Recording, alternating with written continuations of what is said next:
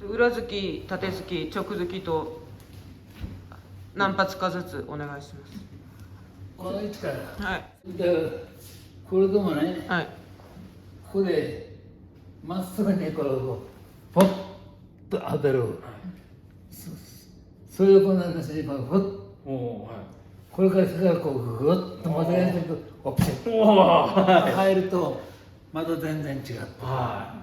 ちょっと瞬間なんでも入り方がこう入るのとこう入るのとで全然違いますね。だからね、この肘でね、これこうなるともう力がまっすぐ入る。最大距離いかないから。で、俺と年寄りが最大距離でつかなければ効かないもんね。効かないと逃げられるし。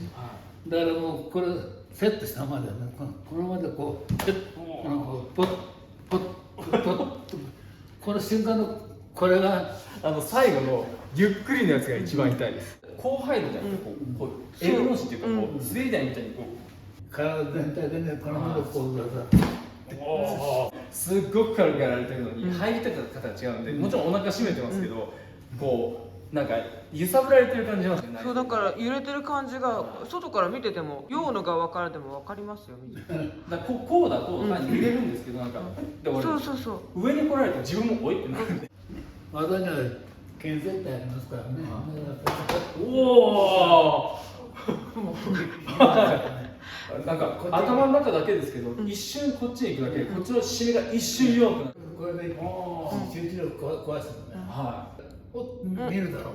それでまあ閉めたらせっかく閉めたのがポッと開いてる開いた時に持ってこれると力はいらないってこと。100% 普通だと打たれて締めるから中に2割ぐらい残って3割ぐらい、強い人だったら4割ぐらい残って痛いなんですけど、なんか考えたけどね、自分で締めるとね、カバーのために締めるのが逆に力を自分で引っ込んでるかもわからない。ちょっと大変なものをね、遅らせばこの中村君ポッと締めるこれを利用して逆に自分自身で相手の力を締めで引き込んじゃう。自分で引っ込んでしまったら会いたいなっていう感じのね。だからちょっと一瞬反呼吸でも気持ちいい呼吸を遅らせばそれは可能だよね。ああ、なるほど。じゃあ次は縦突きでお願いします。縦突き？はい。裏付け終わったんだ。まだやります。もっとあればもっと裏付けやるんですよ。今日の時はそんなにないけど。はい。縦突きだろ。はい。この入るのね。見てますよ。もう。距離を取らないでね。ここからこれで振動だけですよ。入るんだけど、これで今度はこれをうちに当たった瞬間にうちに入る。もう一回やってください。押してくるからね。これでは力が例えば当たった瞬間に締めればその締めた反動でこの力が分散しますよね。はい。だからそれを逃がさないようにうちにすくと本当に一瞬呼吸ですよね。引っ掛けるの。ゼロ距離でも違いますね。えぐられてるんで表面じゃないんですね。中に入る。まあ実際この縦突きをつけたのは相手の力を利用するんだけどね。だから結局このモーションでカウンターのモーションを作るわけです。だからここでポッと押すだけです。だからそのモーションでカウンターのモーションを作っちゃう。だから非常に短いからつくんだけど出会いだからね。だから聞くはずだと。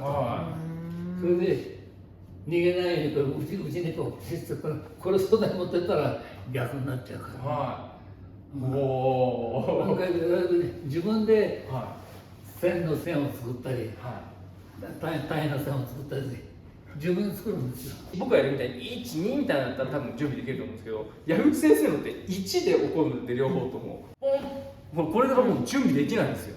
今日になっちゃうんあで、だからまさに先生がおっしゃってるみたいにその例えば線の作るとか、他の言い方をすれば多分今日の作り方っていうのがいかに難しくてすごいかっていうのが分かりますね。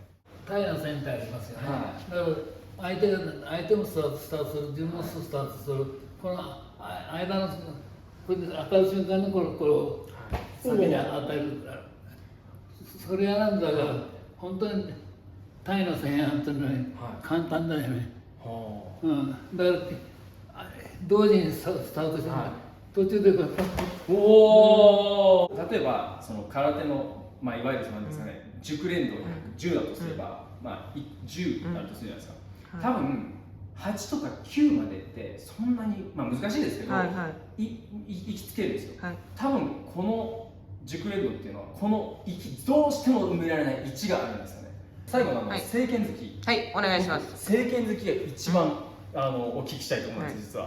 はい。もし正拳突きご指導いただければ。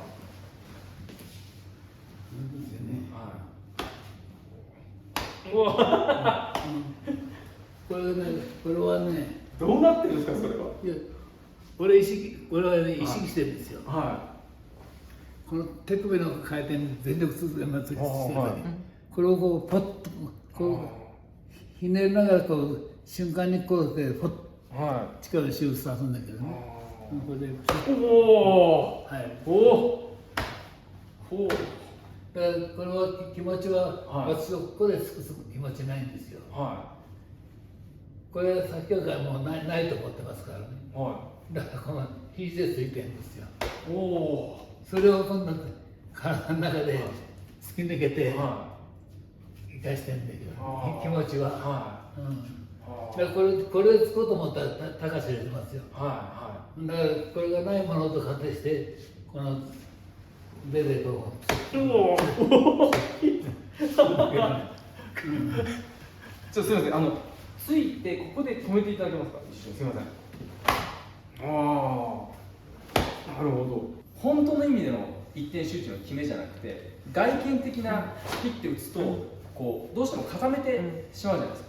これをガチッと決めた状態で効くわけがない、矢口先生の今の突きとか見せていただくとやっぱり違いますよね。もうカッていうもう基本の基本じゃなくて効くための実践的な基本があってのうねりが入ってくる。たまったもんじゃ受ければたまったもんじゃないですけど、右から取らせてください。俺を使うのはナックルじゃないよ、このないんだけどこの肘の骨ね、骨でつくんだよ、これじゃないですか。骨でつく。いや肘でつく。これとないものと仮定してとこ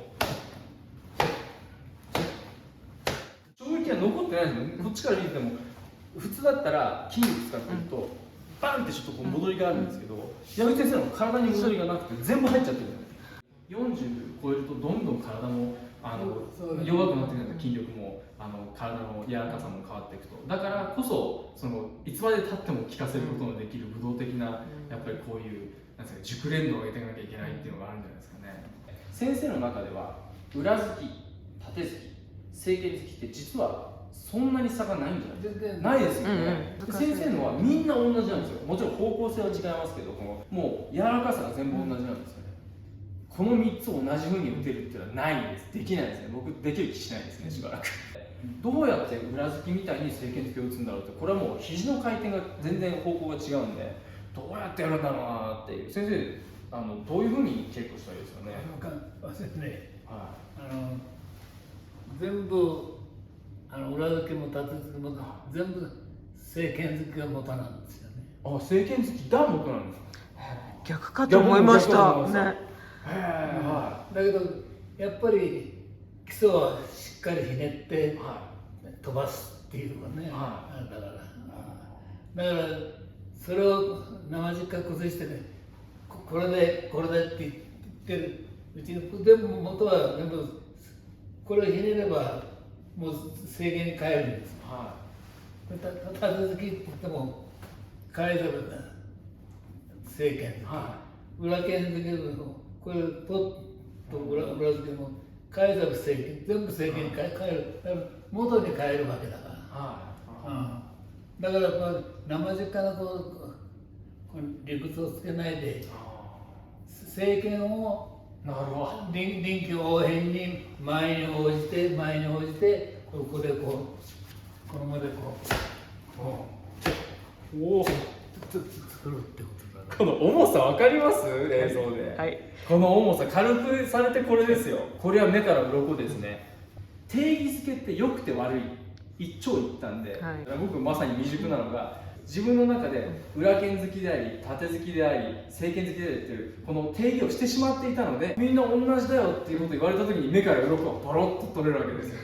例えばこれが正剣だと思ってても、これも正剣なわけですよね。ですからそれってすごいこう概念が取っ払える。なるほど。だからやっぱりもう元は一つだってことですよ。だからもう一つも変わったものないんですよ。それを全部こう話してしまって、これがね裏付きだからこれ肋骨の下からポンついてんだよっていうへりくつを言うんですよ。それはやっぱりダメだと思います。だからここで例えばこれでもこれと一緒だよって言えば本当に技っていうのは簡単であるんだけど、そこの気持ちになるまでに時間が相当かかるんじゃないかなと思う。できる自信ないですから、ちょっとよし明日空手やめるかと思いますね。ガクッとなりますね。政権でもってただ前に応じてこの角を変形するだけで政権ですよ。このスナックルを使ってるわけです。それ全部一つも気持ち変わらないですよ。全部ここを叩くのも、ここでこうピッとこう叩くのもう同じ気持ちですよ。例えばこれ受けた、でその時に前屈出しからここにピッと三鎮してこうピッとつくか、前屈出してこうピッと締めてつくか、アウトインアウトのそのフレキシブルのこれをコントロールできれば、これだってこうピッと出るし、これだって内に締めれば力ははっきりいくね。近くで足幅狭くてこれはいいんだよ。ね。